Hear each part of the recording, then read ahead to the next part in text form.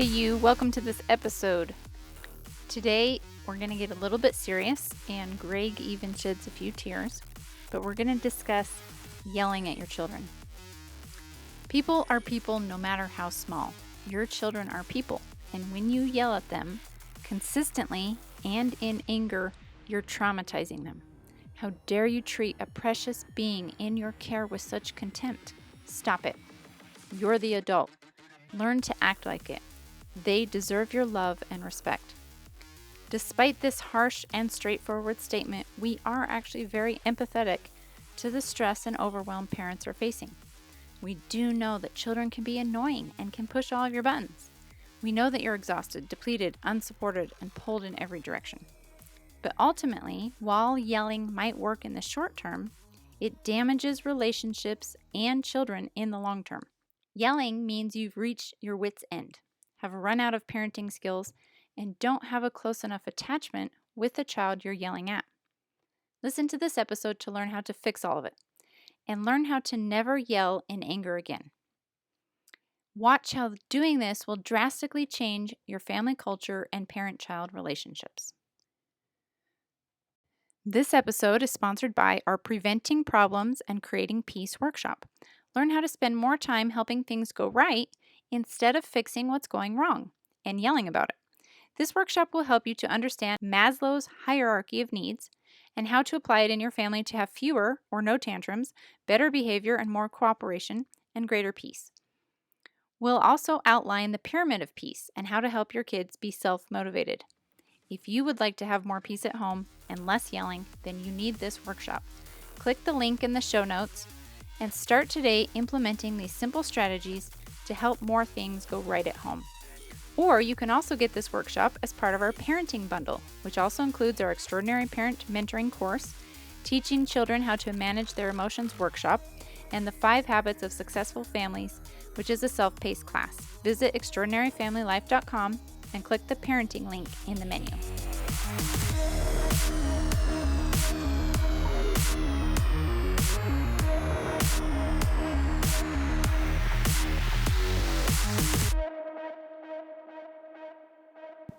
Hey everybody, welcome to another episode of the Extraordinary Family Life podcast. I kind of feel like starting with a bang today.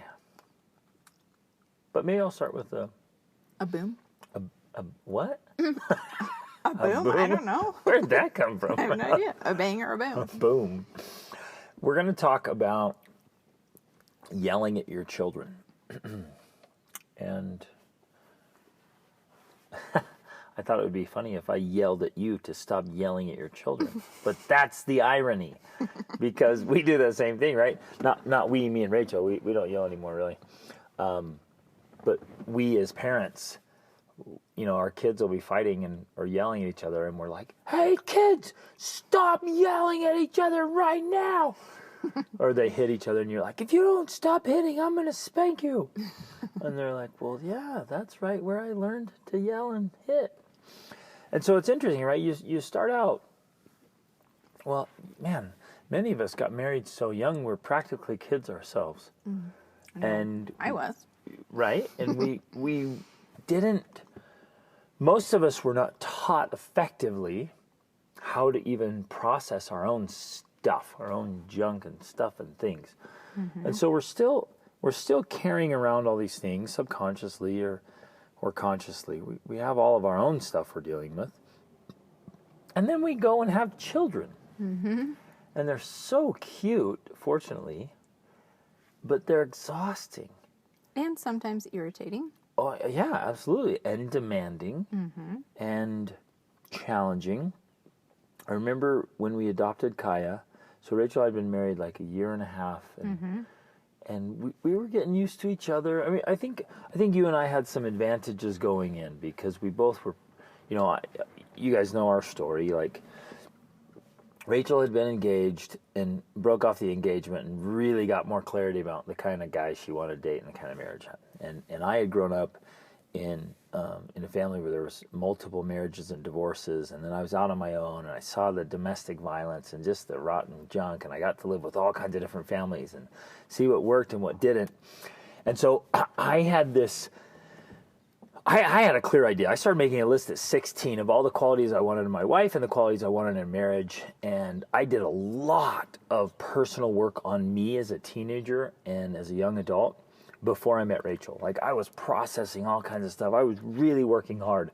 I had seen firsthand the disaster zone that can happen in families. So, man, I was adamant. And you had clarity and I had clarity. And so we got married, and I think we had some real big advantages because things were good for us, really, really good for us. And then, and I tell that kind of just telling the story, because then we adopted Kaya, and there's this really funny moment, because every Sunday afternoon we would take naps. Like, we would go to our church service, and then we'd come home, and we would just take a nap. And it was the best. And these just peaceful Sundays. But we really wanted to have a family, and so we adopted Kaya, and it wasn't long before we could no longer take... It was probably the next Sunday. We get home and we want to lean into our usual Sunday routine of taking a nap, and she would not we have cooperate. a baby. And we're like, what has happened to our life? And we were both respectful enough of each other that, neither one of us was willing to just go take the nap by ourselves. We're like, I guess we'll both stay up. Yeah. And we were like, that was a pivotal moment for us. We're like, okay, I think our life has changed forever. And so kids do that, and they demand sacrifices and work, and they take away some of your comfort and ease and tranquility and some of the nice things that you get to do. And then on top of that, kids notoriously push your buttons. Which, let's be honest, that's one of the greatest blessings of having kids.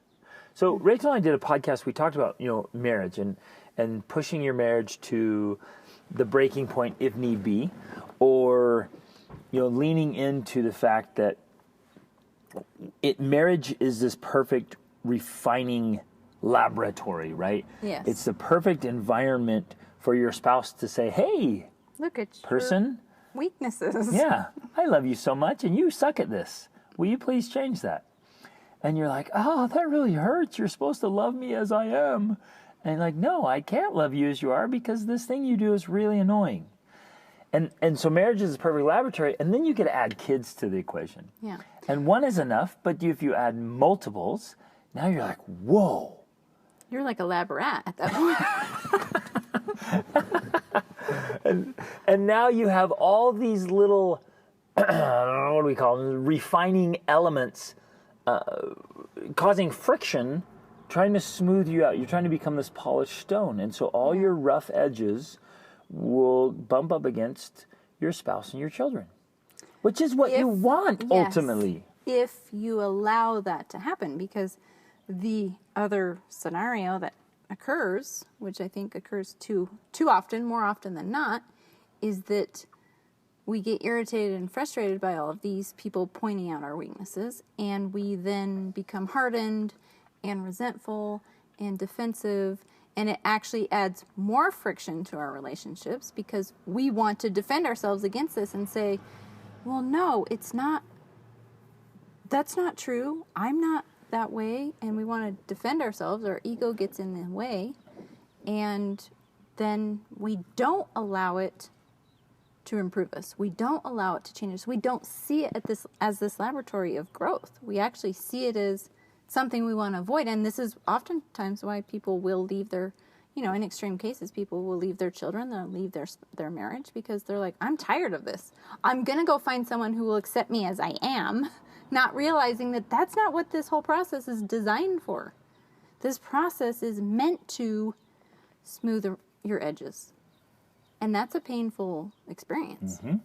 And so in this element, if we could break it down to its simplest form, having a spouse and children gives you an opportunity, gives you a choice. You can get better or you can get bitter. That's good. And that's really where you're at. Mm-hmm.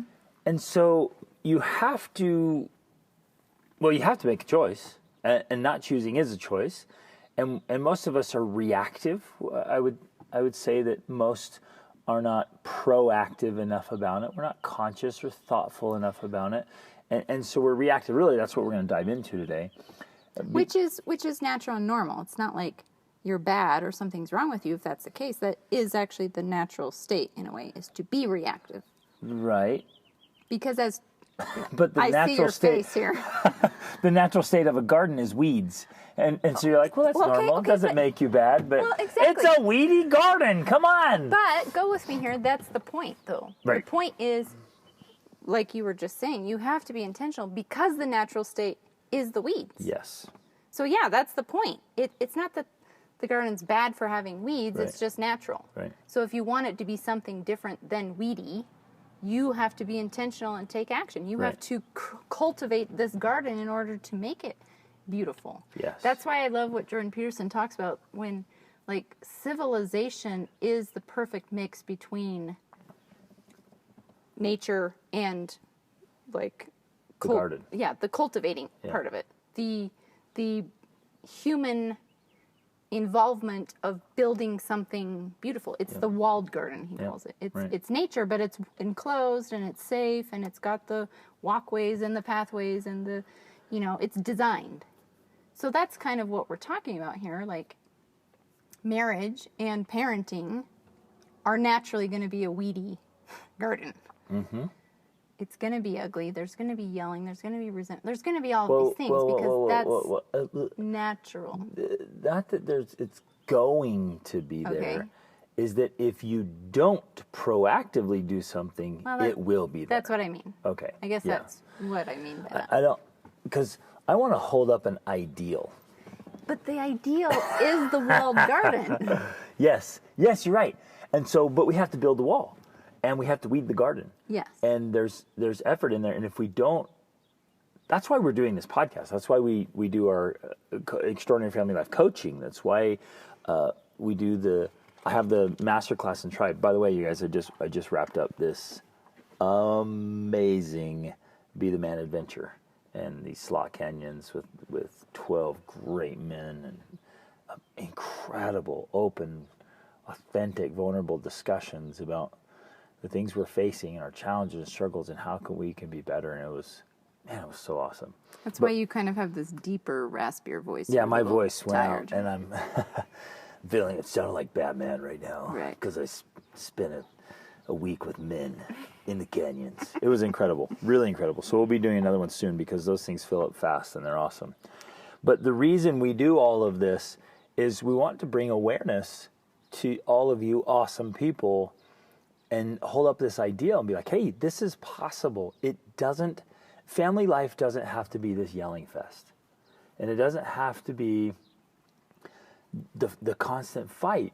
The challenge is that most families are yellers. And it's pretty chaotic. And because, I think ultimately because we don't have the tools or the strategies or techniques. We haven't really been taught how to do it. We haven't given it the thought and effort for this refining process. We just kind of roll along with it and just keep yelling. And our kids have gone to stay with other families, and they come back and they're like, wow, it was surprising to me how much they yell. We get to talk to good families every day. And again, like Rachel's saying, and I agree, it doesn't make you a bad person. There's yelling going on, but it's less effective. In fact, here's the bang I wanted to start with. I'm going to just say it right now. Sorry, we're all the way in. I'm going to bang right now.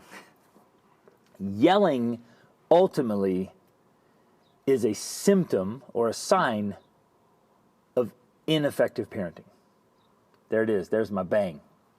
We yell because we haven't yet figured out other more effective tools and strategies and techniques, and styles and a presence and even an energy or a spirit, or like there's all these other things to it that make it so much easier and better and more effective parenting. And if we can't figure that out, then we yell, and we like to yell because it works. We ask our kids and they ignore us, and so we yell and boom, they jump, and you're like, oh, that worked. Mm-hmm. Subconsciously, you're like, Well, if I yell, they do it. And so then we get in this habit. It literally becomes a pattern of yelling. So you wake up in the morning and your kids need to be prepared for something or ready for something or do something. And so you wake up and you start yelling and they start jumping and things happen. And so you're like, well, okay, we'll get into that pattern. And you keep doing it. But it's so ineffective. Well, except we were just saying that it is effective. Like, it's effective in that it's getting done what you want to get done, but it's ineffective in that the cost for yelling generally comes at the expense of the parent-child relationship. Yep. So there is always a cost. And it also affects the child's well-being and identity and relationship with themselves. It's interesting how often I get to work with and speak with adults who still have this Trauma. Yeah, trauma. And I wouldn't say, well, maybe I would. Maybe small levels of trauma, but if a parent is particularly mean or yelling a lot, there's a lot of trauma in that. And I hear stories about this all the time. In fact, 2 in the last week. One from a father who reached out to me and just in his goodness of heart was like, hey, help me not be as explosive. I'm doing way better than I was, but I still am explosive in anger. And I'm going to do a whole podcast on the Be the Man podcast all about that. Of how to stop getting angry. Yeah, stop the temper and the explosions, right? And get control of that.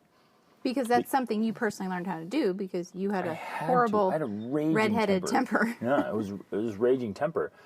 And luckily I was able to just dispel that and get rid of it before I even met Rachel. And you know why? You know the motivating factor was for that? I knew, how did I know this? As a kid, 19 and 20, I didn't even know where South America was. But somehow I knew if I take this temper into my marriage and my family, here's why I knew, because I'd seen it and experienced it as a kid. I had been on the receiving end of it, of raging tempers. And then I'd seen domestic violence and I'd seen other families. That's how I knew. Right. And I was like, I am not doing this to my children. And so I had to resolve that. There it is. It was those refining things. It was taking off the rough edges. I had to get rid of that because I knew firsthand the emotional toll, the cost it has. And so, yes, it's effective in that yelling gets your kids to jump and do things, but the exchange rate on that is so severe, so intense. The other one that I came this week was about a little boy who is already, as a little boy, is experiencing deep trauma from the yelling of his parents. And we see that too. We see that with kids all the time. And it is such a tragedy. It is. And the hard part is that we know it's also really tough for the parents. I remember once we were going to church and I saw this dad trying to get his son, a little boy, he was probably 5, trying to get him out of the car, and he was like basically yanking on him, and I could see the dad was just very upset, and the child, of course, was just sobbing. And it was kind of interesting because in that moment I had 2 separate feelings. I had, of course, extreme empathy for the child because I thought, no child deserves to be treated that way. Like, there's just no reason that father should be treating his little boy like that. But then the other side was I had a lot of empathy for the dad because I just knew, like, I could tell he was at his wit's end. He just didn't know what to do. He was probably exhausted. He was probably overwhelmed. He was probably stressed. Like, all of these things that really happen, they're real issues. Parents are dealing with all of these things. And so it's not like we don't have empathy for that. We understand that as parents, we're dealing with a lot, and it's hard. And we don't know what to do because, to be honest, our parents didn't do that great of a job either. You know what I mean? They were doing their best. They struggled. They made mistakes. Like, there's just not a history of great parenting skills being passed down generation to generation. You know, that's just not a part of the It's human not story. a thing. Right. It's not. The most common thing is Bad parenting. bad being passed parenting. down. Most people having some kind of issue from bad parenting. So those of you listening, like, let it stop. The bad parenting cycle, let it stop with you. And let the new, high-level, awesome parenting, this legacy of world-class parenting begin with you. So your kids see something different and they pass it on, and now generations of parenting greatness happens in your family line. Now, I know right away people listening are going to be like, I want that, but how? Because I don't think any parent wants to be someone who's passing on crap to their kids. That's nobody's intention. I'm just gonna lean on Nike here for a minute and say, just do it. You and your just do it. While you were telling that story of that gentleman at the church, a couple of thoughts came up that were pivotal for me. Number one was this realization that people are people no matter how small. Your children are people. And not only are they people, like, they're divine beings. And in one sense, you stop and say, how dare you? How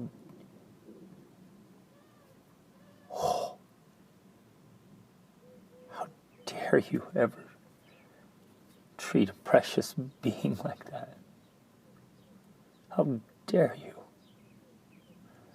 They're so holy and so pure and so light and so divine.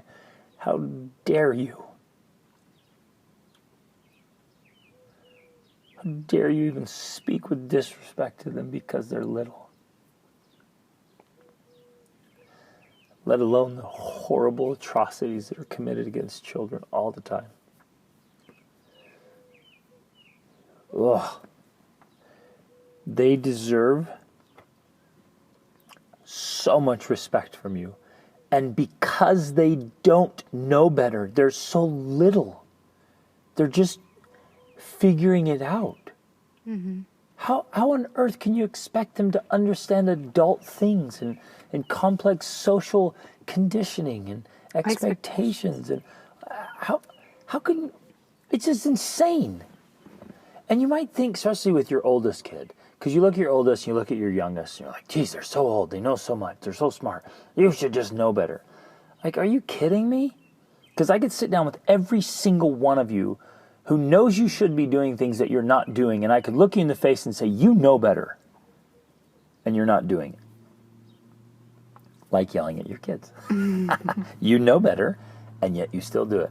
And so how can you look at your little kids and say, come on, you know better, and get upset? You have to have so much grace with them. And in a very real, I'm going to be frank here, lovingly frank, in a very real way, if they're not doing things that they should be doing, it's on you. You got to own that crap. Ooh, okay, so that's the first one. First thought was like, see your children, these divine beings, and in this developmental state where their brains are just developing, and especially the little ones, like the way their brain is, you guys, and the brain waves and the things that are going on, the brain states, they're transferring in between reality all the time. They're not even clear. They can't know what's real and what's, like, they're in this imaginative state, and they bounce back and forth. Like, they're playing with their Legos or their dolls or their little horses. Like, they're there. And you're like, get ready now. And they're like, what? I was just riding a Pegasus, man. What are you talking about? And we get all upset about it. Because our little rod. The second thing you said was, You had empathy for him, as do I, because we're dealing with all of our stuff and all of our responsibilities. Mm-hmm. It's interesting. You might see yourself as such a patient person until you have children, Mm-hmm. right? Or you got your stuff put together. Yeah. You're like, this is great, and then you're like, oh, jobs. Oh, and then we lost our job, and then house, and oh, the things on the house just broke, and the car just broke, and wow, crap, the stock market just tanked today, actually, which is awesome. Oh, it's only awesome if you're invested the opposite direction, which is that's a podcast for another day. Tangent. And you just have so much stuff going on. And so you have all your stresses and worries and concerns, and now you have all this stuff, and you're exhausted. And kids notoriously keep you from sleeping well. Mm-hmm. And on and on and on. So you have all this stuff, and you might be thinking, look, I would be a way better parent if I wasn't so tired, and if I didn't have so much going on, if I wasn't worried and stressed about all this stuff. Which is true. Is so true. It's absolutely true. And But it's not. You said that he looked like he had reached his wit's end. Yeah. Which, that was the second thought. One of the things we have to do, ladies and gentlemen, is extend and expand our own capacity. Expand our wit's end. Yes. We have to be able to handle more. Mm-hmm. We have to. No exceptions. No excuses. Mm-hmm. You have to increase your capacity. You have to be able to handle more. If you are constantly bothered by small things, then in total honesty, you are a small person. And that's just honest, straight talk. You are responsible for your own capacity. Increase your limits. And if you are so easily at your wit's end, if you're so easily reaching your limits, you have pathetic little limits. And that has to stop. And just expand it. Push it. Choose to do challenging things that expand your capacity, where you realize what's actually hard. Right. My kids will be like, this is so hard. I'm like, you know what? No. Walking across Siberia in winter, that's hard. Stop. Let's go. These are actual statements by Greg Denning to his children. Well, and no, I think this brings up a good point, because back to this idea of people asking, well, I want to, but how do I do this? This is one of those ways. You have to expand your own personal limits. Because when you do that, you get angry less often, because you're pushing yourself, right? And so you're not bothered by small things, including your children, as often, because you have expanded your ability to deal with hard things. Now, this plays out in a lot of different ways, and we think that it's not connected, but it is actually very much connected. For example, one thing you do is you take cold showers. And you think, well, how could taking cold showers affect your parenting? Well, it's all directly connected, because you, I'm talking about you as a person, Greg Denning, are constantly pushing your boundaries and your limits and pushing what you can do. You're able to be pushed by a lot of potentially irritating things, and not get irritated by them, because you have pushed your limits. So by choosing to push other limits, I'm increasing my own capacity. And I've been doing this deliberately for decades. And I did it today. You guys, I am so exhausted from this trip. Just physically, mentally, emotionally, spiritually, socially, just spent. Mm-hmm. And you wanted to take a nap. Dude, I wanted to sleep for 48 hours. Like, I am spent. And we got up, got going, and my daughter was, she's making some huge life decisions, and she was feeling frustrated. And I love one of her ways to just let off steam is to go do martial arts with me. And so she's like, Dad, let's go box at the gym. She asked. She's like, Dad, will you go boxing with me? And we knew that when meant... she asked, I'm laying on the couch. Ready for a nap. Like, please just let me sleep until tomorrow. Like, can I go to bed now and get in a 15-hour night? And she asked, and I'm like, okay, she needs an outlet. I'm like, let's go. And so I went over, and we had a great martial arts session, really Krav Maga stuff we did, and it was fantastic. She felt better, I felt better. Then I'm like, we're here, might as well hit the weights. So I hit the weights really hard, push. And then I was like, you know what, Kaya, go ahead and drive home. She's like, well, I got to go because she had to go to work. I'm like, you know what, you go. I'll finish my workout and then run home. And then, and I'm like, you guys running home, if you could have seen me, I was just like, oh, this is killing me. I mean, my legs have not recovered from last week. And the challenges, we put ourselves through some grinds. We were doing 12, 13-hour days. Salt Canyon days. Yeah, long times. And man, I got an opportunity to carry some extra packs, as is my norm. And, just push those limits, which is fantastic. And so then I'm running home and just spent, and I'm almost to the house, just like ready to be done. And I noticed a gentleman who he was struggling. This huge tractor had a huge flat tire. And so I'm like, well, got to help. Even if I'm tired, got to stop and help. And so he needed some help. So I ran to my brother's house, filled an air compressor, put the air compressor on my shoulder, ran back. What? Helped this guy, yeah. I didn't know that. Pumped up his tire, helped this guy get his tractor off, and it was awesome. And so you're pushing limits, right? Do you know what's interesting, though? I just want to interrupt for a minute because you literally came home with more energy than when you left. Yep. Because I'm an energy generator, babe. But that's kind of the irony, though. We think that it would be more draining. And yet you were laying on the couch exhausted. And after doing all of that, you came back with more energy. Because I know how to turn up the energy. Right. And there's something else that's really fascinating because I think, and I've noticed this anytime we've had to do anything that's really big or really challenging or really pushing our limits, that it almost like it puts you in the state of mind where other things don't seem that big of a deal. Suddenly, your child being upset is you're like, okay, this is no big deal. Let's solve the problem. Let's deal with it. Because you literally have expanded your borders. You've expanded your boundaries. And you feel bigger, more capable, more you have a wider perspective, I guess. Yeah. So, I guess that's invitation and an invitation. Purposely choose to do things that challenge you. And you will increase your capacity. So choose to do physical challenges are easy examples, right? Sign up for a race or a triathlon or a marathon or an Ironman, or go climb a big mountain. Take cold showers. Like, do something physical, because what it's doing when you're pushing these limits is you bump up against those limits.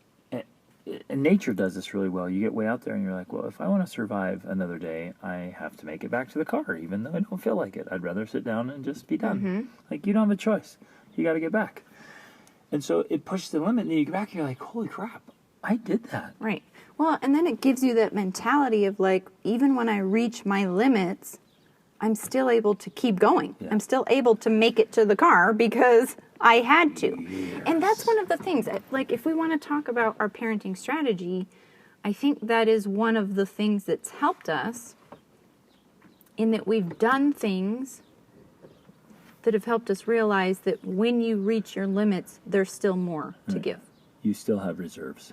And so this might sound very counterintuitive a lot of ways, because I know there's plenty of moms out there, and dads too, saying, I'm doing lots of hard stuff. I'm overwhelmed. I've pushed my boundaries. Like, what do you mean, do more, do harder things? Like, I already feel like I'm doing too much, or I'm doing more than I can handle. And the irony is, no, you're not. And by pushing yourself further and harder, you actually will be able to handle what you're currently doing with much more ease. Yeah. Because you've increased your capacity. Exactly. And so when you increase your capacity, you can handle more easier. Right. And so what used to overwhelm you, you're like, I got this. Exactly. And so, but this has to be done strategically, because you don't want to wear yourself out or burn yourself out. So when you increase, when you take on these challenges or push harder, you have to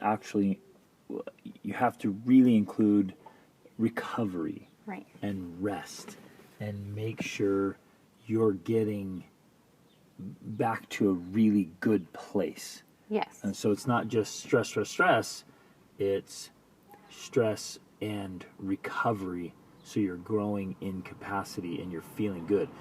And again, all of this necessitates a lot of deliberate self-care. I guess that would be another invitation I'm going to say. You have to get really, really good at self-care, at taking care of you and your things, and like making sure you're in a good state. And you have to do this in microdosing and macrodosing, meaning you have to do it on a daily basis, ideally like in mornings or something, or throughout the day, where you feel like you feel are recharging and filling your well, so you have more to give. I think I just want to emphasize this self-care thing, because I know for a lot of moms, they just feel like it's so unrealistic. Because what you were talking about there is true.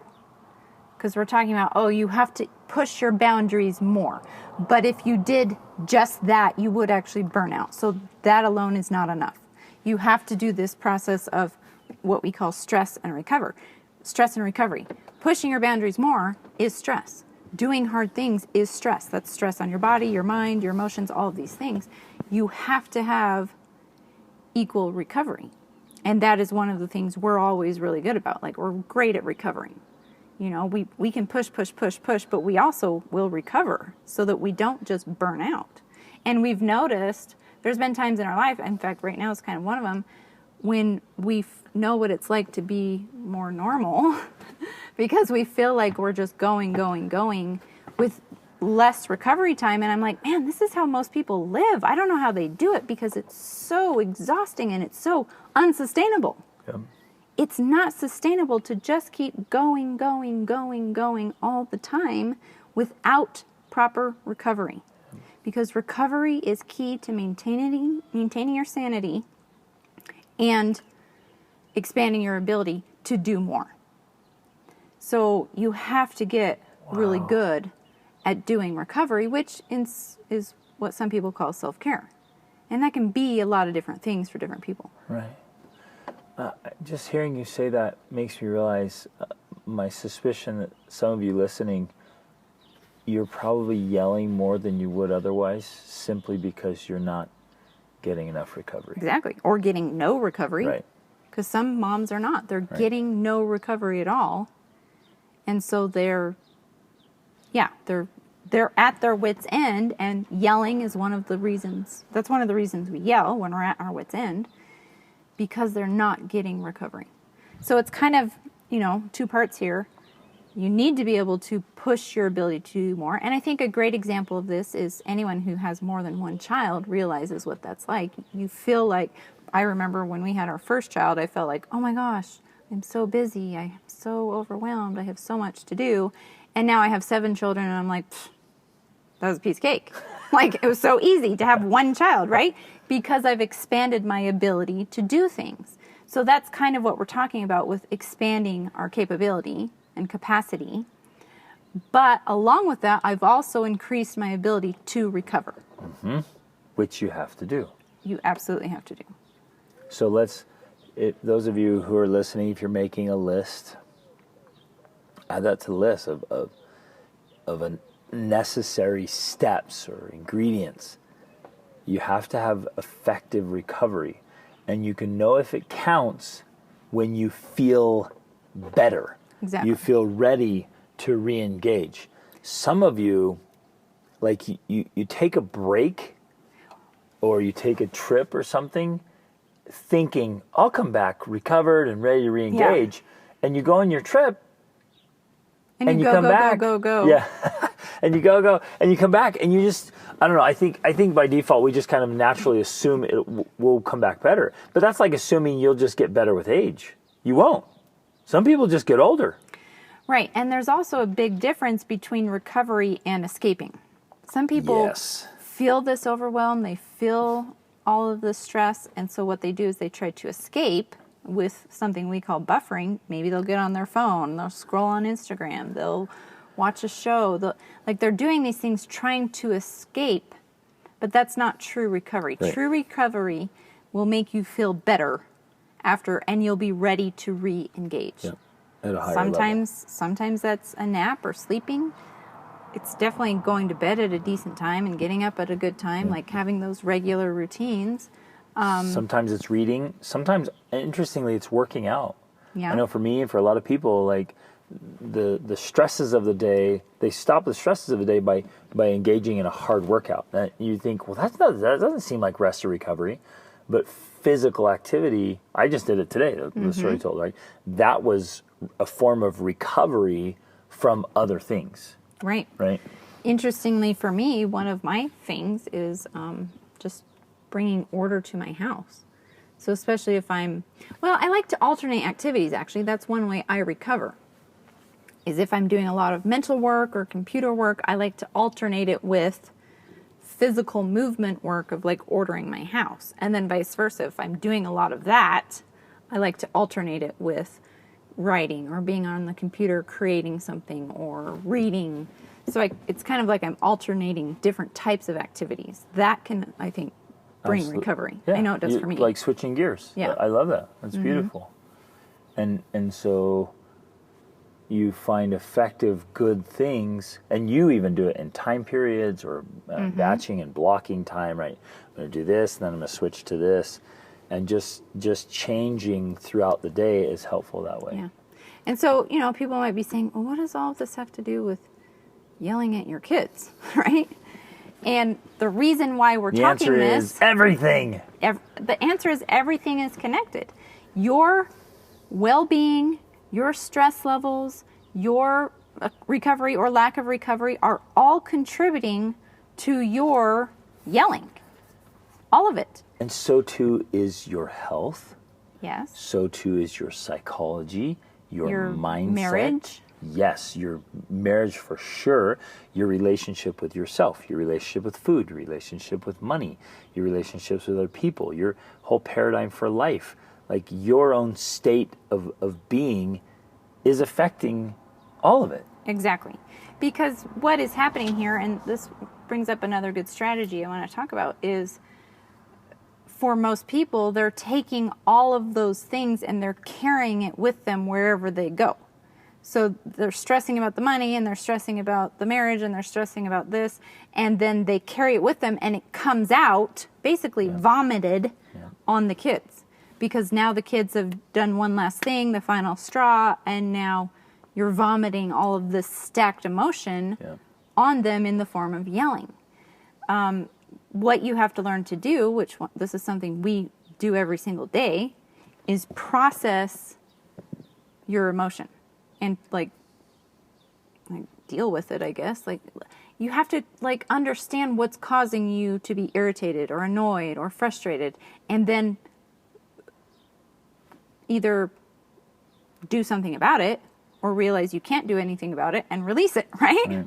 So I know for me, anytime I'm feeling irritated or annoyed, I identify it right away. What is causing this? Because if you don't identify it, you kind of have this irritation and annoyance, and then something else happens that irritates you more, and then something else, and like the irritation just builds and it builds, and then whoever the next person is that steps into your space that is a little, pushes a button or hits a nerve, gets the full load. Right.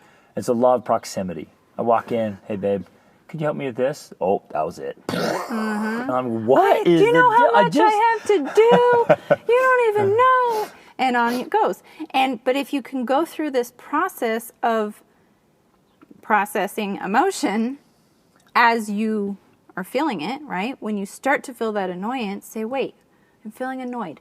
And I have this conversation in my head, like I'm speaking it out here. I'm feeling annoyed right now. Why am I feeling annoyed? Oh, I'm feeling annoyed because this thing happened with Airbnb or whatever. And then you think through it and you talk through it. Well, what can I do about it? And if there's something I can do about it, I'll take that action right there. I'm not going to go interact with my kids without having maybe taken action that I could. Because I'm going to take some of that energy and put it on them instead of putting it where it's going to be more useful. If there's nothing I can do about it, then I just say, you know what, I've done what I can. There's nothing I can do about it. Let me transition to being a mom and, Yes. being in the moment with my kids. Yes, because none of us wants to take the irritation, the resentment, the frustration, the resentment. Even this comes into like self-loathing. You might be angry at yourself or not like yourself, or you might still be just pissed about something in the past. And if you take that energy and that state into a parenting situation, even a good one, you pass it on. Well, And you're not at your best. Yeah, it comes out in whatever you're doing. So you do have to kind of, we call them transitions. You have to have these transition points where you're like, okay, right now I'm in business mode, but I'm going to go into mom mode and I need to transition into that person I want to be and I need to be. Where I think too often we're not intentional about that enough, and we just, I know moms especially, and I did this. We just go from thing to thing to thing, and we're switching back and forth between different jobs and different roles and different tabs, and all of that just gets mixed together in this giant cloud of emotion instead of like separating it out and saying, okay, this is this hat. I'm wearing this hat, right? Home manager. And this is this hat. It's mom. And I get that there's going to be some natural mixing that goes on. But something that I found very effective that I do is I'll tell my kids, hey, right now I'm in house cleaning mode. That's what I'm doing. That's the hat I'm wearing. So whatever you're demanding of me right now, it's going to have to wait till I'm done with house cleaning mode. And then I can help you with that. With some exceptions. Yeah, obviously there's exceptions. There's always exceptions to that. And age of kids and stuff.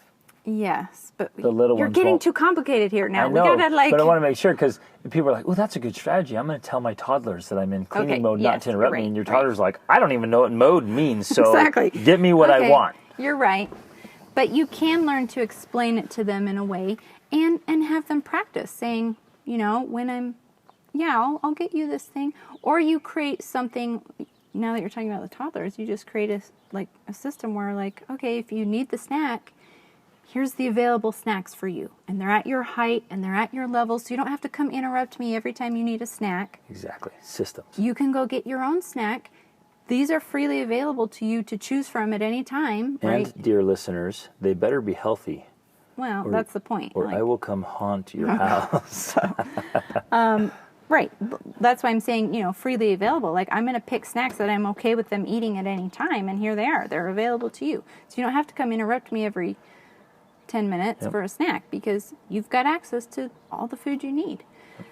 So, yeah, I mean, obviously everything is very complex. There's a lot of variation in how things would play out according to age, maturity, all of that. But in a way, what I'm trying to say is that if you learn to recognize yourself, what mode you're in, because there is a different energy to different modes. Mm-hmm. And if you're trying to be in like business mode, get things done mode, and then interact with your kids, You're going to be so impatient. you're going to be more impatient. Yep. Because you're like, it's almost like a masculine energy of like, I'm getting things done here now. I can't nurture you because I'm getting things done. So when you learn to recognize those modes and recognize that that's affecting how you're feeling, you can explain that to your kids in a way, is what I'm saying. Like, I'm feeling very get things done right now. So I need to finish doing this, then I can help you. And then you can switch into a new mode of like, okay, now I'm ready to interact and have patience and be present in whatever you're doing here.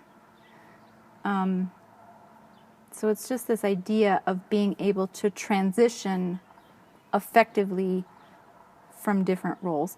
And since I'm talking about it, I might as well add this. Like, I have found it personally helpful for me to chunk my day into different roles, if that makes sense. Again, these are all strategies that help to reduce friction, to help you recover, to help you recognize building emotions. And so I'd like to chunk my day into different time periods, and I'll tell my kids that. Now, obviously, my youngest is 5 now, so they're all a little bit older, and this works with interruptions when they're younger, and you have to expect those interruptions. But if I'm like in the morning, okay, this is homeschool family time, in the afternoon is work time, like my kids learn to get what the day is like, what the flow of the day is like, and so I can say, hey, I was helping you in the morning, now it's my work time and I'm in a different mode. So those are a couple of things. But again, it's just being strategic. Yep. It's all about being more strategic, because the more strategic you can be, the less you're going to have these buildups that lead to explosions. Yep. Which is generally what causes yelling. Generally, parents are yelling because they feel the need to explode in a way. Or, on the other side, which I don't know if that's what you're about to say. That's where I was go. They just lack any other It's strategy. other skills. Yep, skills and strategies.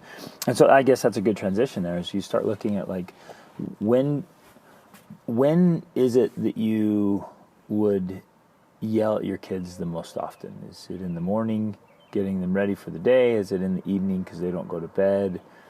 Is it around getting them to do chores? I hear from parents all the time. There's like, they'll say things like, in the evening I wanted to come home and spend time with my kids, but they didn't want to help out, and then they're fighting, and then they won't go to bed, and so I start screaming, yelling, and then, man, I feel horrible because I'm definitely not being the parent I wanted to be or want to be, and I'm not being this ideal person, and now I'm just really frustrated at myself, I'm frustrated at my kids, and this isn't the family life I thought it would be, and then more frustration, more buildup, and then you create this pattern, almost this addiction, like, here we go. It's evening time again, and they're going to do what they do, and you get caught in the drama triangle.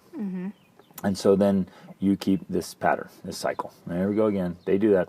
I do this. And then because I do this, they do that. And then I do it. Oh, and there's the reactive. Oh, now my spouse gets in on it. And then here we go.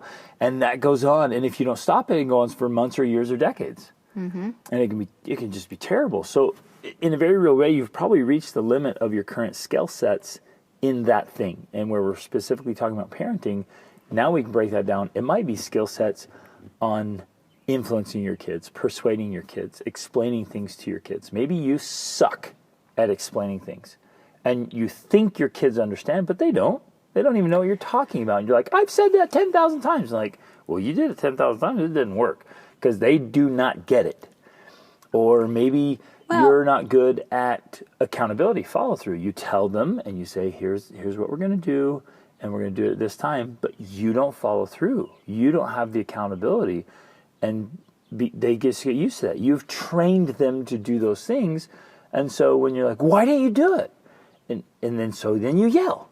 Right? And you went from asking them to do it and then yelling instead of this follow through. Or you set up, I know some of you have massive, beautiful charts and family systems and strategies, but they don't last. They don't work. And honestly, that's on you. There's a lot of honesty today.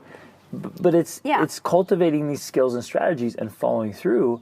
Again, ultimately, and I wholeheartedly believe this, and I'm not throwing anybody under the bus, but realistically, yelling at your kids is just a symptom of a lack of parenting skills and strategies. Well, I want to go back to one of the things you talked about, because one of the first skills you were mentioning was this ability to persuade or influence your kids. And I think, at least I've seen, that a lot of parents, maybe they don't even see that that's something they need to do, or they don't understand why that's important, because sometimes parents just think, well, I told you to do it. I'm the boss here. And that's enough. Yeah. Like, if I told you to go get ready for bed, you need to just go get ready for bed and just do it. There's no other discussion. There's no other argument. Like, that's it. It's done. And I know in our parenting strategy in general, which involves very little to no yelling, we do a lot of explaining and a lot of persuading and a lot of discussing. Like, our kids know, and some people find this irritating, especially with our younger kids. They know they're allowed to ask questions. They're allowed to say no, right? And I know sometimes that, especially people in the older generation, that drives them crazy. How can your kids just say no to you like that? Well, because they're allowed to have their opinion. And if I can't, human beings. because they're human beings, exactly. And you, as a human being, would be allowed to say no to me too. And so people find that can find that infuriating coming from their kids, but it's more this environment of mutual respect. And if I honestly can't convince my child why they need to do something by using my words and my skills of articulation, then I suck at articulating. Yep. Because there's a dang good reason for my kids to do everything I ask them. All I have to do is explain it to them, and then guess what? They do it. Yep. Because they understand and they say, oh, yeah, I get it. That's a good idea. I'll go brush my teeth. Yep. Because now they understand and they want to do it of their own accord. Right. That's how we get around a lot of Conflict. And avoiding yelling is because we're simply telling them and explaining to them. And yeah, sometimes it's multiple times. It's not like I have to tell them one time why they should brush their teeth and they remember it for the rest of their life. I have to repeat it. Right. But I don't have to yell at them to brush their teeth because I explain to them why they need to brush their teeth. They understand it and they go do it. Yep. And so then it either becomes a simple reminder or another explanation and a reminder. But if your kids understand why you're asking them to do it, and you ask them gently and you use teaching and persuasion, that eliminates this battle, this power struggle. Right. And it's not like you do it because I say so. And it's then you, like, hey, it's on you. Like, do you want those outcomes? Is that the kind of person you want to be? Is that the kind of life you want to live? And you're teaching now, as well. I know, of course, people are going to say, well, do I do this with my 2-year-old? And, you know, because they're like, your 2-year-old's not just going to do everything they're supposed to and you can't explain everything to them. So it's not like we're saying that you say to your 2-year-old, is that the kind of outcome you want to have, you know, by not brushing your teeth? There's different strategies you would use in that case where you can make it fun and enjoyable and it doesn't have to be a battle, right? And still giving them a choice. We'll give a simple example here for little ones. You go in, and you and I did this. So brushing your teeth, you go in like, okay, you ready, buddy? Do you want to brush your teeth or you want me to brush your teeth? Yes, exactly. And they're like, that they works get to great choose. with teeny. Yeah, with the little ones. And so they still get to choose, but it's you give them the options. Yes. And like, we want your teeth to be clean, so you do it or I do it. Right? And then you walk through it. So you're still, at every step of the way, you're using skill and strategy. And if you get to a point where you're like, man, I lack skills here. Right. And so I keep turning to yelling at bedtime, for example, or getting them going in the morning. Wherever your spot is, you're like, oh man, what if I were 5 or 10 times better at a certain skill, could I then stop yelling? Would yelling become unnecessary? And the answer is always yes. Mm-hmm. And so you have to think through that and acknowledge it, and then just work on it and play through it. Did you have something more to add? Because I wanted to add. Okay. Yeah, I was just going to add to that a bit. Simply just, we know that this works. For one thing, I've yelled. Like when my kids were younger, I did plenty of yelling. So I know that it works because I gained the skill of being able to, you're making faces over there, so you can explain yourself in just a second. You didn't yell that much. Yeah, but I did do enough. How about this? I did enough yelling where I felt bad about it. Yeah. And this was early on. This is we're talking when about. When our kids were, we had 4 children under the age of 4, and there was plenty of chaos and craziness and things like that. Yeah. There was a couple times when our children broke our MacBooks, and, you know, I got very upset and yelled when they were small about it. So I'm saying, what I'm trying to do is say, I understand. I feel that guilt for losing it, for screaming, for getting upset. But what I'm also trying to say is that I know that this works because I gained the ability to be able to communicate with my children in a way through persuasion and influence that I reduced my need to yell. Yes. Oh, gosh. This question just came to my mind. It's like, just ask yourself, in this situation, what do I need to do in order to not yell? What skills do I need? That's the golden question. Yeah. Because if you feel like you're butting up with a kid and all you've got left is yelling, there's a missing piece there. There's a bridge that's not spanning that gap. And that might be, it might be something, we didn't even touch on this, which this could be a whole nother podcast.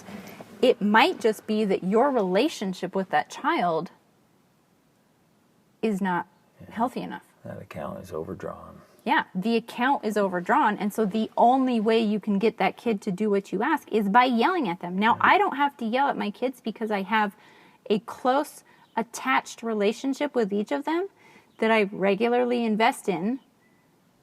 And so when I ask them to do something, they willingly do it because they know I give as much to them as I give more than they're being asked to do. Yep.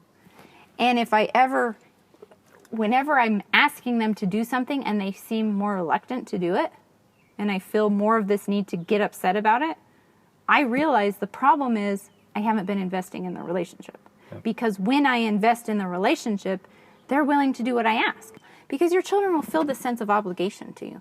If you have a good, healthy relationship with them that you're investing in regularly, they feel closeness to you. Some, people call this attachment parenting in some ways. They feel attached to you.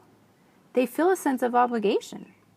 They feel like they want to, or at least need to, do what you ask because you do a lot of things for them, right? And so you don't have to yell at them to get them to do what you ask because they feel like, I need to do what you ask because you do so much for me, because you work for me and you invest in me and you cuddle with me and you do all these things. They feel that sense of attachment. So that's another strategy I use if I'm ever feeling this temptation to yell or get upset. I'm thinking, okay, it's my fault. I need to cuddle with this kid because they need more of my love and attention. And when I do that, guess what?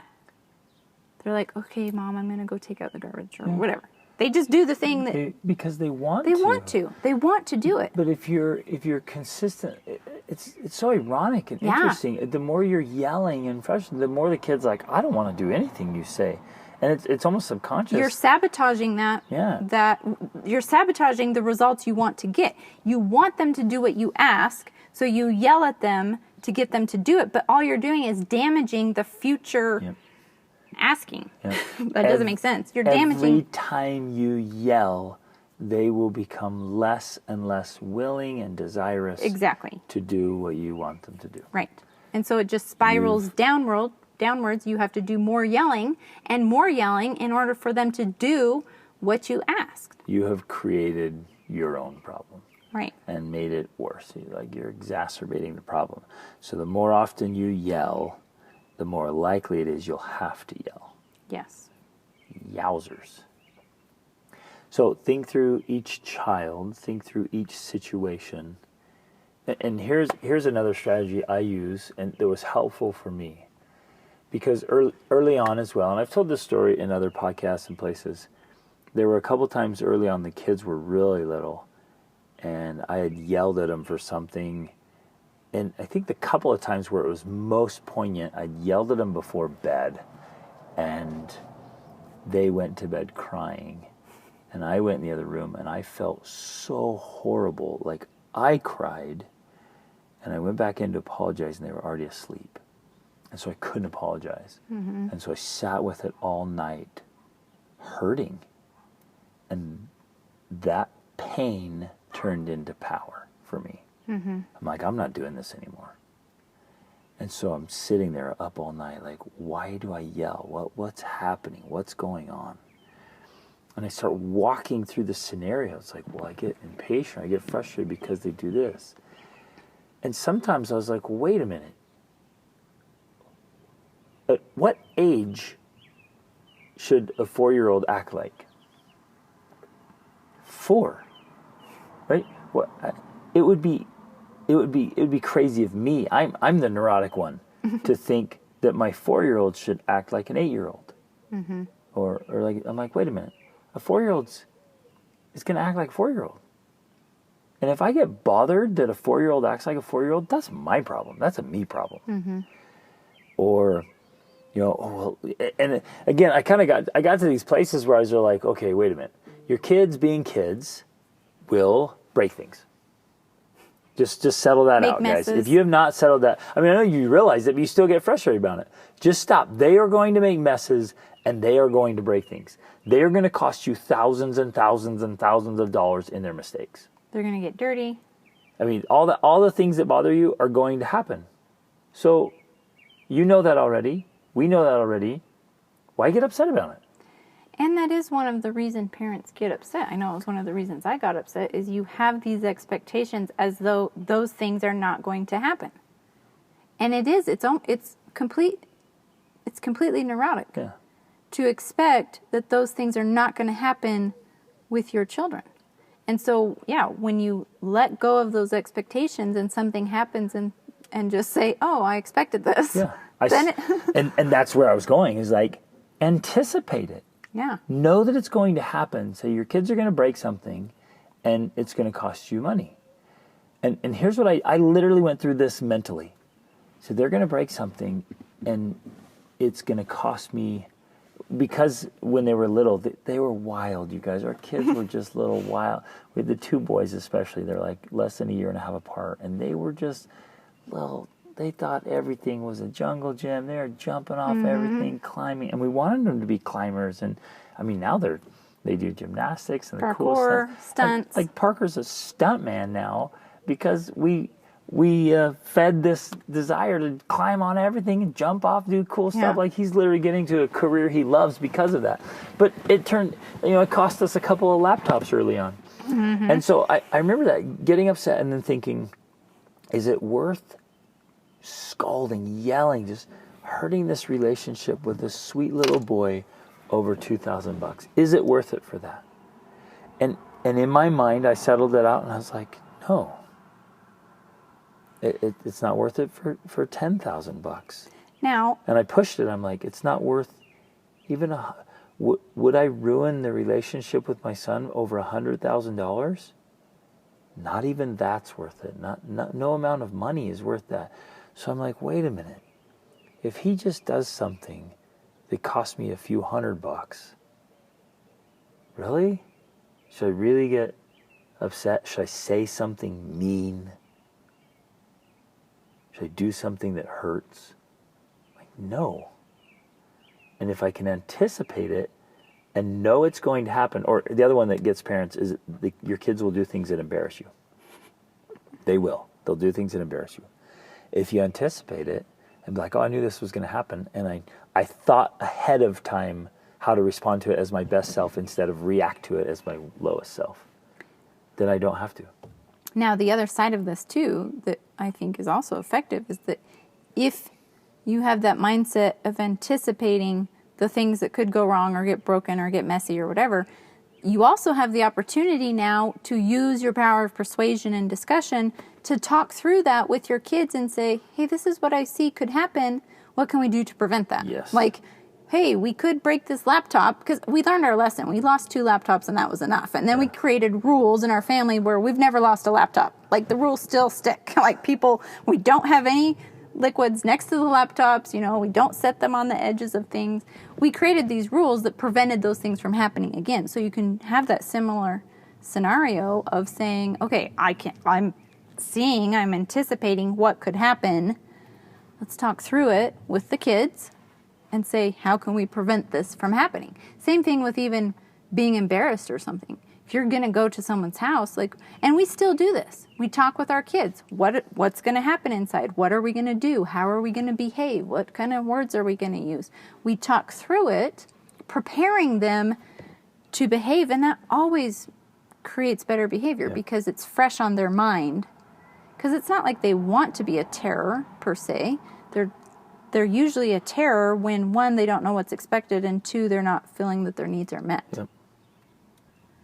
And even when they forget, because we've anticipated it, we don't have to get all bent out of shape and upset or whatever. We can go talk to them. It's easier to remind them when you had the talk beforehand, saying, hey, remember we talked about this? And then you can talk about it instead of yelling and saying, what's wrong with you? I told you to do this. You don't have to get upset because you've had the conversation and you can just remind them here. I want to share yesterday's story. Okay. I think it's Yeah. fitting. So I was leading this trip, right? Driving down right before I get there. We're going to southern Utah because there's lots of slot canyons To lead there. a men's adventure. I'm leading this adventure for men. I get about an hour before I get there, the AC stops working in our new sweet adventure van. And it was 108 degrees. And I'm like, I got to fill this van full of men and drive around all 12 week men. without an AC, and it's 108 degrees. Like, this is not okay. So I hurry to the mechanic. So I had all this stuff I had to do, right? I had tons of logistics I'm taking care of. Well, that just got, Wrench thrown in the works. And so I go to the mechanic, and they're like, yeah, you got a hole in it. It's just a manufacturer fault. The two tubes ran together and punctured a hole. And I'm like, okay, give me a part. And like, nobody has the part. It's like, you have a new vehicle. Like, we won't carry that part for a couple more years. Right? I was like, okay. So like a couple things happened that was going along, and then we had our little Airbnb thing go wrong. So it was to the tune of quite a few thousands of dollars Almost this week. $10,000? Yeah. And just like, okay, there's some frustrations here. But the week went well. It's a fantastic trip. I'm driving home in the heat, no AC. Okay. Trip went well, on top of all that, but you were also exhausted because you did like so 5 days of we went hard, right? Really canyons. hard. And so pushing my body hard. And then I get up at 4:30 because I wanted to surprise Rachel and meet her and the family in the mountains, which I did. So I was So you I was got up crazy early, tired. drove 5 hours Yep. to meet me and surprise me. And then to do a big hike. And then we did a big hike that was 3 miles round trip, but it was like It was super steep. tons of elevation gain. So I'm just spent, right? And the only thing I want to do is just go home and sleep. I'm exhausted. And we have this nice BMW, and my son is like, let me drive the car, Dad. I'm like, sure, man. It's because it's fun to drive this car. It's a great car. And some rocks had fallen in the canyon. And so we're driving along. I see the rocks way out, and I'm like, he'll just swerve around them. They weren't huge rocks, but they were. But big enough. It was big enough. Anyway, so we have a nice BMW. It's low to the ground. We have aftermarket, really fancy wheels and tires, and rims, and he hits it. He hits the rock and destroys the tire and the rim in the canyon. And it goes flat. And immediately goes flat. And it's a super tight, dangerous canyon that's packed with people and cars, like zooming up and down. There's no space. And I'm like, okay. And in a point of exhaustion, and already having the AC thing and driving without AC all the day. Anyways, so I'm tired. He was taking you back down to he's taking us the back van down, without AC. and I'm like, okay, this is good. And it happens. I'm like, I just wanted to go home, man. And so I'm realizing in this moment he's gonna feel terrible, right? He made a mistake. He's gonna feel bad. I don't need to yell at him. I don't need to say anything mean. I didn't need to say it. There's no reason to. He gets it. He's a sharp kid. So I'm like, okay, well, let's just fix the tire. Well, there's no stinking jack in this car or lug wrench. So we're sitting on the side of the road blocking these other cars. It's our daughter's car, Yeah, and we've never checked it, I guess. Yeah, she's driving it, and I was like, oh, no. So we had none of the part. I'm following behind tools. in a different car, and I pull over, and I'm just trying to see what's going on.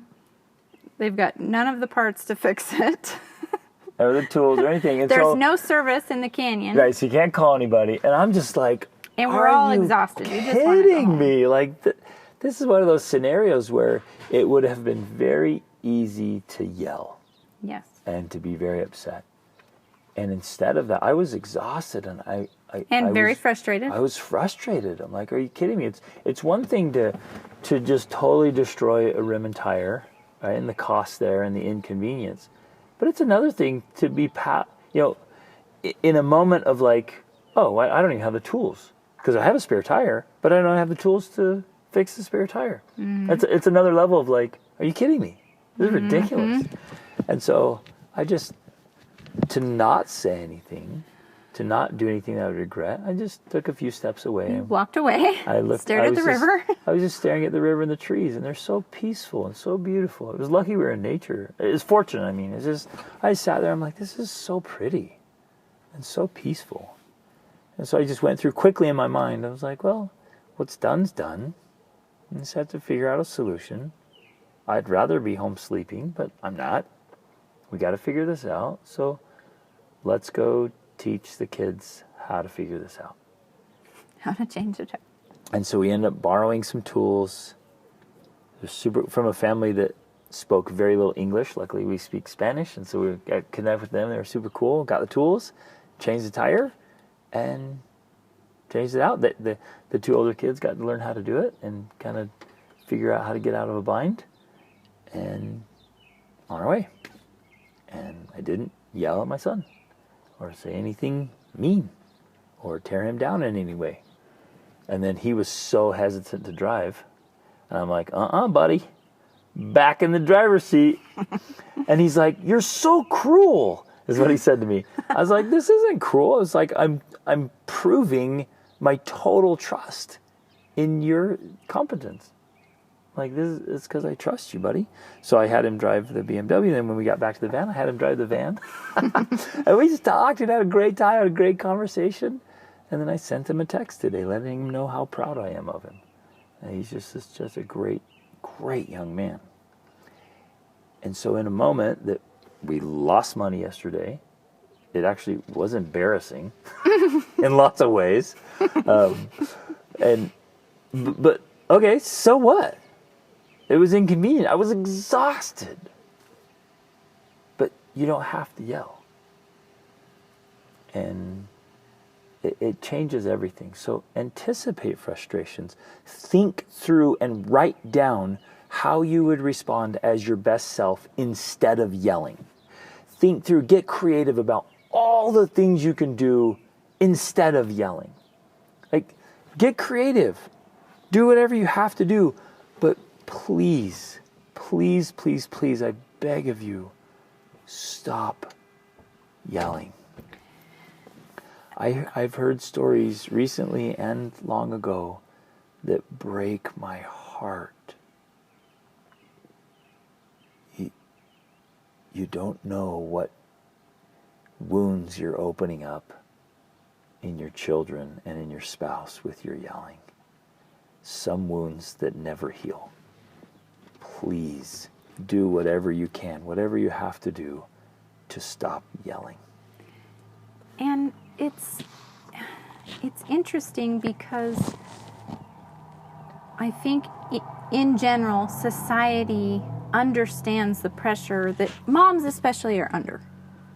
They realize that there is a lot of pressure.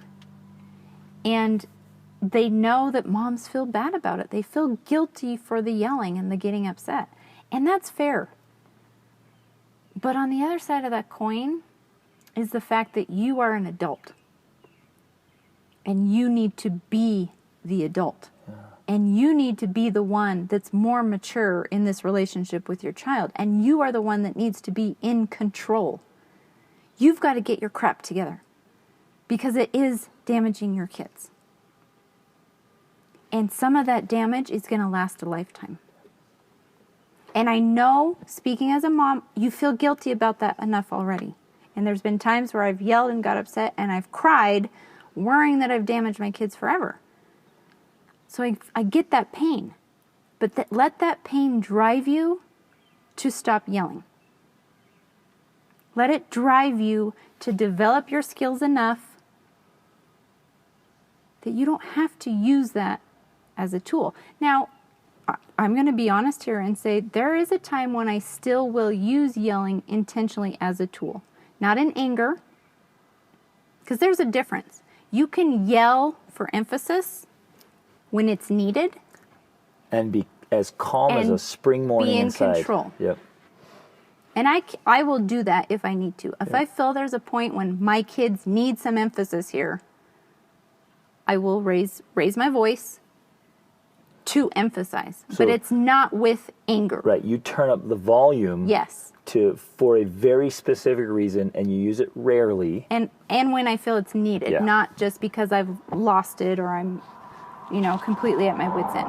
If I feel I'm getting to my wit's end at this point, I just leave. I go in the other room and I gather myself together because I realize how damaging it can be.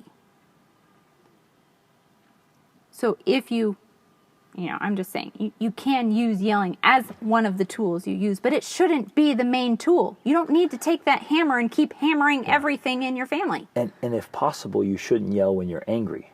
Yes. Because the tone, the energy, and the things you might say. Yes. Are going to be way more man, hurtful. so bad. When you yell, when you're using it on purpose and intentionally, you're saying the right things. You're saying the things they need to hear, not the things that are hurtful. Right. So there's a very different feel behind it. Because when you yell in anger, especially if you're out of control, raging anger, you say and do things that you wouldn't do otherwise. And that's especially damaging. Yeah. This is a good opportunity to do a self-evaluation of how you use your voice and how you use volume.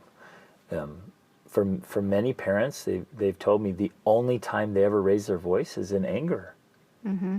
And I think it would be valuable if we raise our voice for all kinds of things. I think for me personally, I raise my voice every day, but it's In excitement. It's an excitement. So my kids are used to that. I mean, from the time they're in the womb, Yeah. like there's volume. Like Dad's loud, man, and it's not an anger. It's generally excitement, enthusiasm, Yeah, it's like all kinds of stuff. So again, you're conditioning your children and training them. If the only time they ever hear you get loud is because you're yelling at them, wow, what kind of trigger does that set up? What kind of neuroassociative conditioning does that make? That even their biology starts to respond to you being loud. And if they know the volume goes up, they're like, oh, what have I done? Mm-hmm. Instead of, oh, I wonder what Mom's excited about. Or what's Dad getting so fired up about? Mm-hmm. Right? It becomes curious. Or my kids, they're just going to like, if I get loud, they're like, ooh, what's going on? Let's get excited. This is great. Woo! Let's go see what's going on. And again, it's training, it's conditioning. So we are empathetic. We understand how frustrating it can be. And those of you with kids who are particularly challenging, I know many of you, maybe all of you have at least one kid who's that kid. You want to wring their neck? You're like, I could yell, every word could be in high volume to that kid. Even be more creative. Circling back to where we started, this is your opportunity to grow, to refine, to expand. This is your chance for you to become extraordinary. I just want to add something, I think, with those kids. I think very often those kids, they need more love and attention. Yeah. They need more cuddling. They need more acceptance. Yeah. They need to feel this sense of being okay as who they are. And I know that's made a difference with some of our kids that can be the annoying one sometimes. To just let them feel like, you know what, you're okay. I love you. Yeah. And we don't always know, and you don't always know what's going on in your child's biology or brain makeup or what their experience is. The human body for the first 25 years is going through unbelievable transformations and changes, and it's not always the cleanest process. Right. It doesn't always work like clockwork. It'll work out, but then it's not always just straightforward. So be patient, be calm, be loving, be really, like Rachel's saying, really invest even more in those kids. Do whatever you have to do. Like pull all stops, you guys, and just go all in to parenting.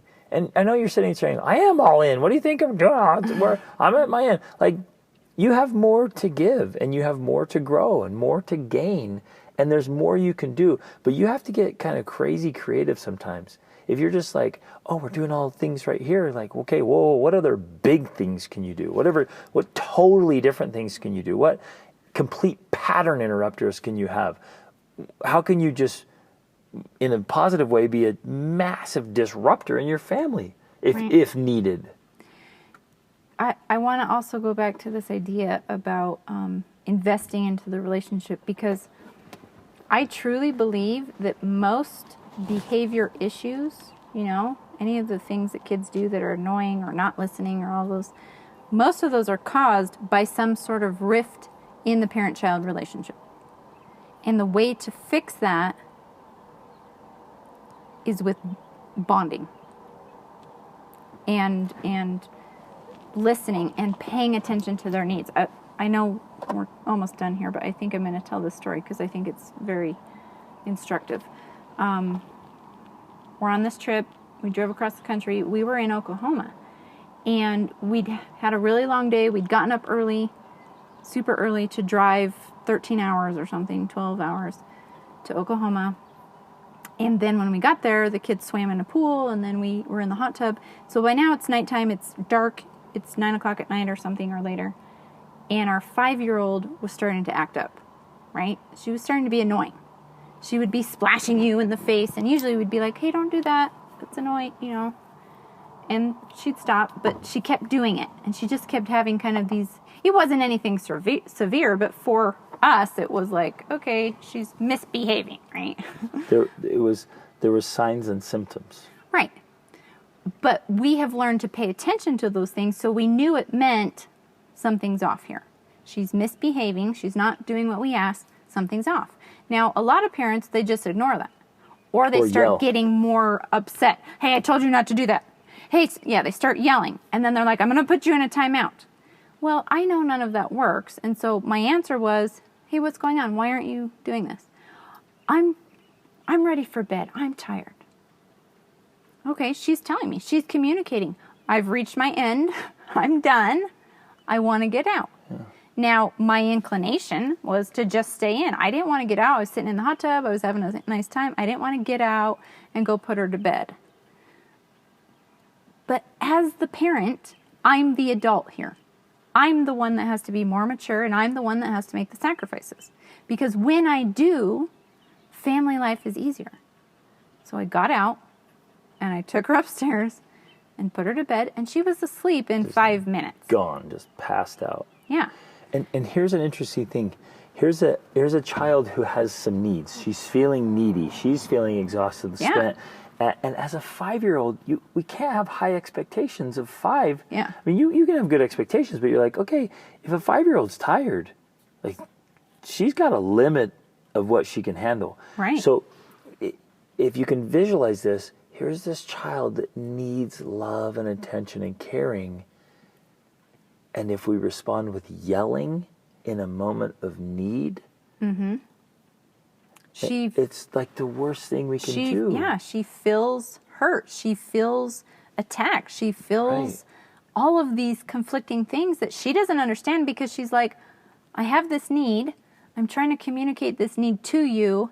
And by you're acting out, she doesn't know. She's like, her little vehicle is like, I'm going to be a little bit annoying here. I don't know what's happening. I don't feel right. I'm going to be annoying. And what she's expressing is, I need you, I need you, I need you.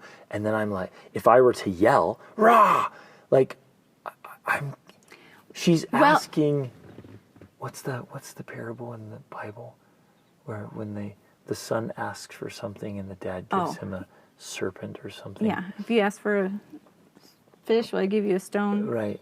And why can't we remember this all of a sudden? I've talked about it so many times I can't even remember what it is.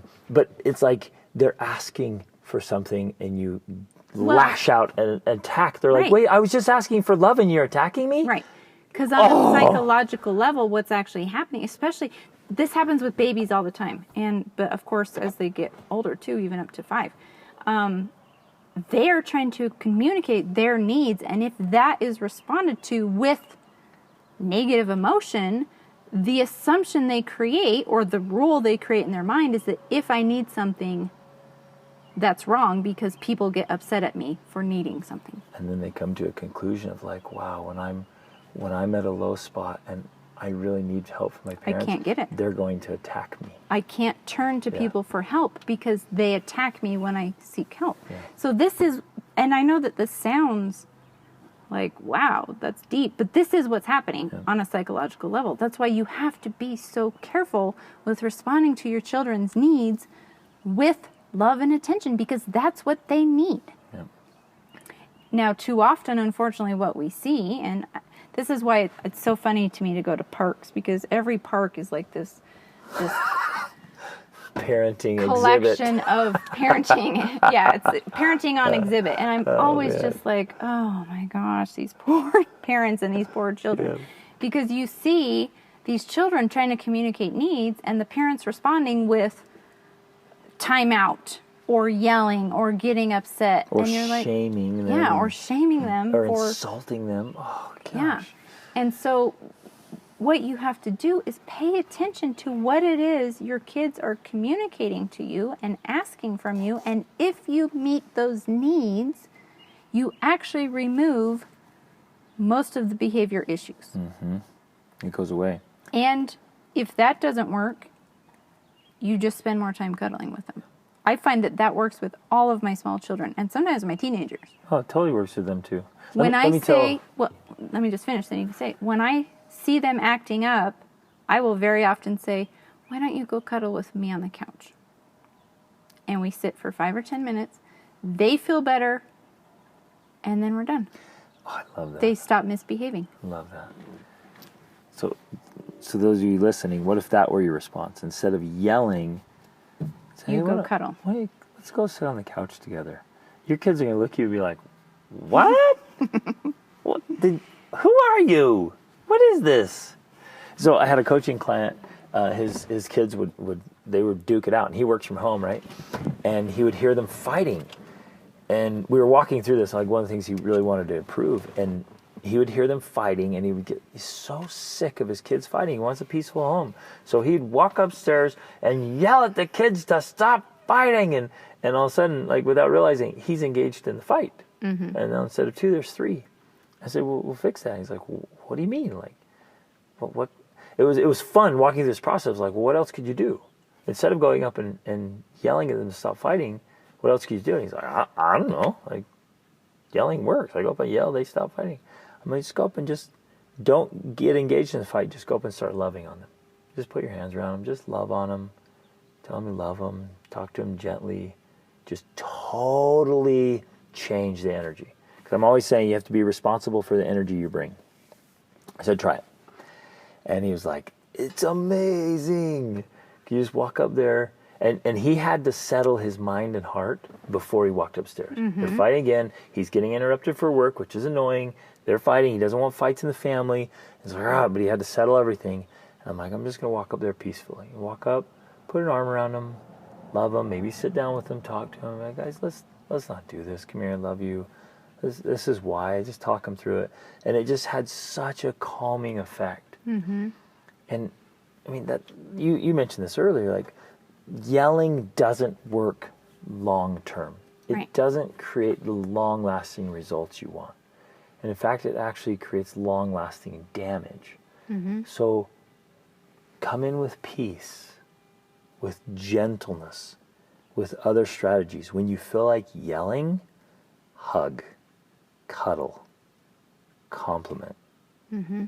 Be the pattern interrupter. And they may not always want to shift, right? Because they're in this moment of like, no, I want to. And sometimes maybe you're even addicted to yelling. Mm-hmm. You want to stay in the fight. You're mad, and you want to be mad. You want to yell, and somebody's like, hey, please don't yell. And you're like, well, no, I'm going to finish this, right? Mm-hmm. You get caught up in it. But be willing to just break away from it. Step away. Breathe. Read. Meditate. Go punch a punching bag. Yeah, go yell at the trees. Go write mean things on paper and then burn it up and throw it away. Like, do whatever you have to do, but shift that whole pattern. And if you have a habit and a pattern of yelling, you're going to have to be really intentional about to create a new habit. A new pattern, yep, and a new habit. And you're going to have to keep doing until it becomes your new way of being.